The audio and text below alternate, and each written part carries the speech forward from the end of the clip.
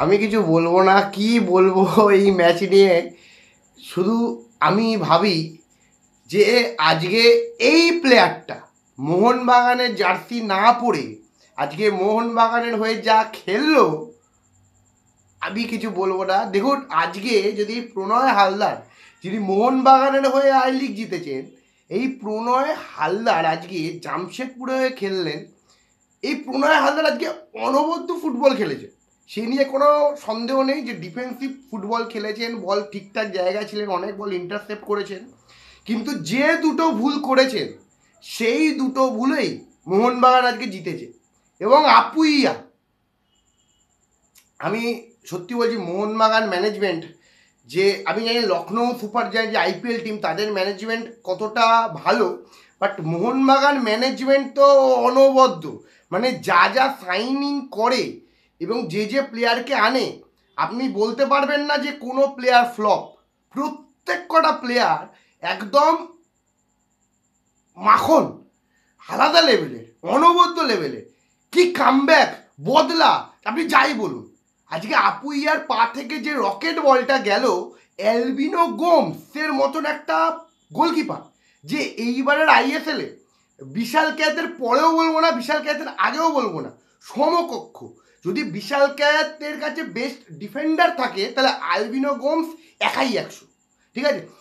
100টার ওপরে সেভ করেছে অ্যালবিনো গোমস, এবং তাকে বিট করা 94 মিনিটে, ওরকম মাথা মাথা ঠান্ডা রেখে ওরকম সিচুয়েশানে বলটাকে নেটে রাখা আপুইয়া ইন্ডিয়ার বেস্ট সিডিএম। তো অবশ্যই, যে কারণে মোহনবাগান তাকে সাইন করিয়েছে, সে মনে উড়ন্ত ঘূর্ণির ওই যে একটা টোটকা ছিল, ওই একটা যে টানা টানা ছিল, সেটা ফাইনালি আপুইয়া দিল। দেখুন, আপুইয়া গোল করেনি, আপুইয়া গোল করেনি, আপুইয়া নিজের কাজ করেছে। আপুইয়া প্রত্যেক মোহনবাগান সমর্থক, এবং সেই সমর্থক যা রক্ত পড়েছিল, ঝরেছিল, সেটার আপুইয়া দাম দিয়েছে। আজকের খেলা দেখে আমার মন ভরে গেছে। আজকে মোহনবাগান যে ফুটবল খেলেছে, দেখুন একটা জিনিস আমি বলি খালিদ জামিলকে, খালিদ জামিল ইন্ডিয়ার এই মুহূর্তে দাঁড়িয়ে বেস্ট কোচ, এটা নিঃসন্দেহ। এমন একটা টিমকে তিনি সামলাচ্ছেন, তার কাছে কোনো অস্ত্র নেই, তার কাছে তার যে সেরা ব্রহ্মাস্ত্র এজে, স্টিফেন এজে, সে নেই, তার কাছে প্রপার রাইট ব্যাক নেই, তাকে লেনকে খেলাতে হচ্ছে, প্রপার কোনো প্লেয়ার নেই তার কাছে, মুবাসির মাঝমাঠে নেই। এরকম টিম নিয়ে পুরো টানা 90 মিনিটস মোহনবাগানের মতো টিমের এখানে ডিফেন্স করা। বাট একটা জিনিস খালিদ জামিলকে বুঝতে হবে যে আপনি 90 মিনিট ডিফেন্স করতে পারেন না, ডিফেন্ড করতে পারেন না। আপনাকে অ্যাটাকে আসতে হতো, আপনার প্লেয়ারদের অ্যাটাকে আসতে হতো, মোহনবাগানের এগেনস্টে তো নয়। তবে এইটাও মানতে হবে যে কোনো টিম টানা 90 মিনিট অ্যাটাকও করতে পারে না, তারা হাঁপিয়ে যায় যদি সেই টিমটার নাম মোহনবাগান না হয়।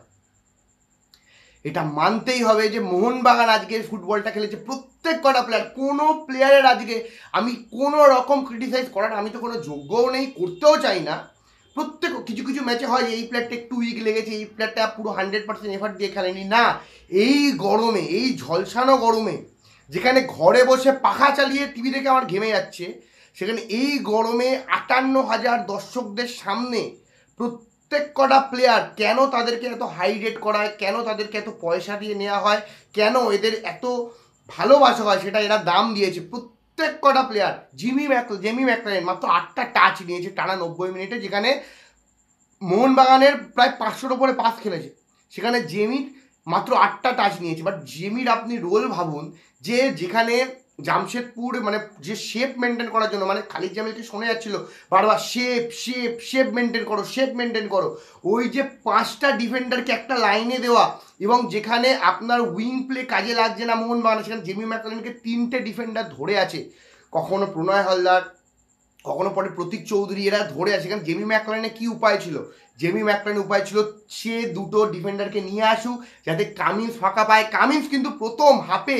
শুরুর দিকে প্রচুর বল ফাঁকা পেয়েছিল, কামিন্স মিস করেছে, এবং যে কামিন্স ডেলিভার করেছে যে ফ্রি কিক, যে পেনাল্টিটা, সেটা মানতেই হয়। এবং আমি আর একটা প্লেয়ারের অবশ্যই নাম নেবো, এই প্লেয়ারটা দেখুন আজকে প্রত্যেক কটা প্লেয়ার মোহনবাগানের মারাত্মক ফুটবল খেলেছে, প্রত্যেক কটা প্লেয়ার আজকে মোহনবাগানের সেই সমর্থকের রক্তের দাম দিয়েছে।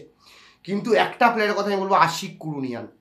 আশিক কুরুনিয়ান যদি ফুল ফিট থাকে তাহলে আশিক কুরুনিয়ানকে আটকানো এই আইএসএল এর কোনো প্লেয়ারের পক্ষে সম্ভব নয়। যেভাবে আজকে করেছে, যেভাবে সোমবারও টান দিয়েছে, যেভাবে ফেক রান দিয়েছে, যেভাবে ড্রিবল করেছে, যেভাবে বডি ফেন্ট করেছে, যেভাবে ড্রপ শোল্ডার করে ডিফেন্ডারকে বিট করেছে, আশিক কুরুনিয়ান যদি ফুল ফিট থাকে, আশিক কুরুনিয়ান হচ্ছে ইন্ডিয়ার বেস্ট উইঙ্গার হয়ে যাবে। অনবদ্য ফুটবল আশিক কুরুনিয়ান একা। আপনি দেখুন যখন বাঁদিকটা আশিক কুরুনিয়ান খেলছিল, মোহনবাগানের অ্যাটাক বাঁদিক থেকে কত হচ্ছিল। জাস্ট একটু কি মোহনবাগানকে আরেকটু যদি আরও লিতাল হয়, মোহনবাগান যদি ডান দিক বাঁদিক থেকে যে ক্রসগুলো যেগুলো আমাদের আশিস রায় এবং আশিক কুরুনিয়ানের থেকে আসছে, সেগুলো যাতে আরও ডেডলি হয়, ম্যাকলারেন আরও বলের কাছে যেতে পারে, তাহলে এই মোহনবাগানকে সত্যি বলতে কোনো ইন্ডিয়ার তো আইএসএল ইন্ডিয়ার বেস্ট ক্লাব মোহনবাগান এই মুহূর্তে দাঁড়িয়ে শিল্ড জিতে নিয়েছে, ফাইনালে কাপের পথে, ঠিক আছে। কিন্তু এই যে জিনিসটাকে জাস্ট এইটাকে ওয়ার্ক করতে হবে, বাদ বাকি আজকে টোটালি মোহনবাগান ডমিনেটিং ফুটবল খেলেছে।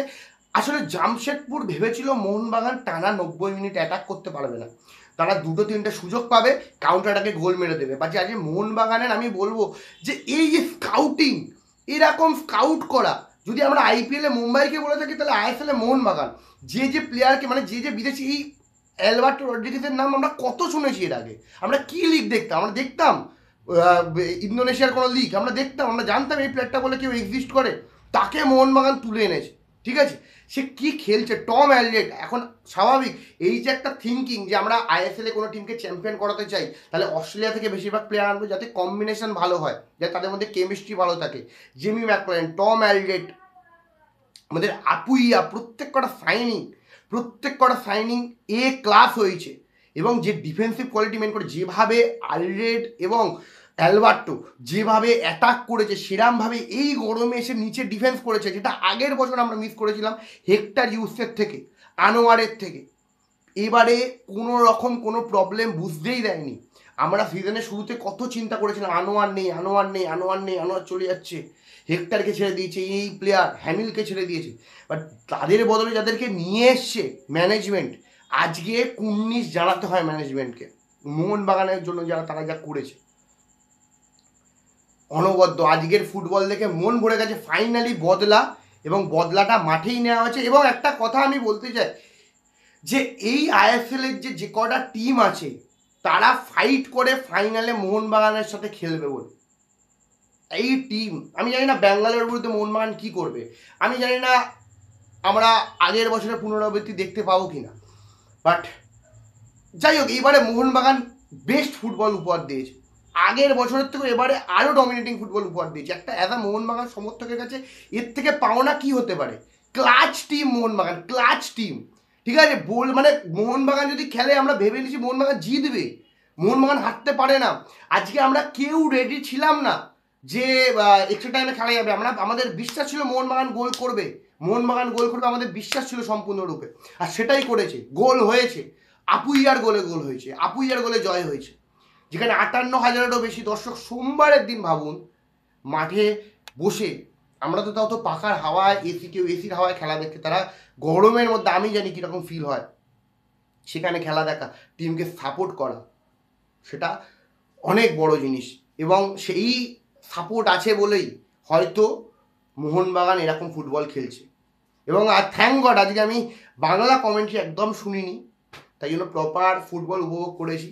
বাট আমি একজন ইংলিশ কমেন্টেটারের কমেন্টে শুনলাম, তিনি বললেন যে মোহনবাগান দর্শক শান্ত হয়ে আছে, আপনাদের আরও বেশি চেঁচাতে হবে যদি মোহনবাগান জিততে হয়। একটা সাপোর্টার এর থেকে আপনি দেখান ইন্ডিয়ায়, এর থেকে বড় সাপোর্টার, এরকম চিয়ারিং সাপোর্ট, এরকম 12 ম্যান কোথায় আছে? পার্থক্য বুঝতে হবে। কোনো দর্শকই স্বাভাবিক পুরো 90 মিনিট চেঁচাতে পারে না, তারাও এই গরমে হাঁপিয়ে যায়, তাই সেটাকেও বুঝতে হবে। মোহনবাগানকে শেখাতে হবে না, মোহনবাগান দর্শকদের শেখাতে হবে না কীভাবে চ্যান্ট করতে হয়। সেটাই বলবো। আপনাদের কি মতামত অবশ্যই কমেন্ট বক্সে কমেন্ট করে জানান। ভালো লাগলো অবশ্যই লাইক শেয়ার সাবস্ক্রাইব করতে বলবেন না। ফাইনালে আবার দেখা হচ্ছে। জয় মোহন।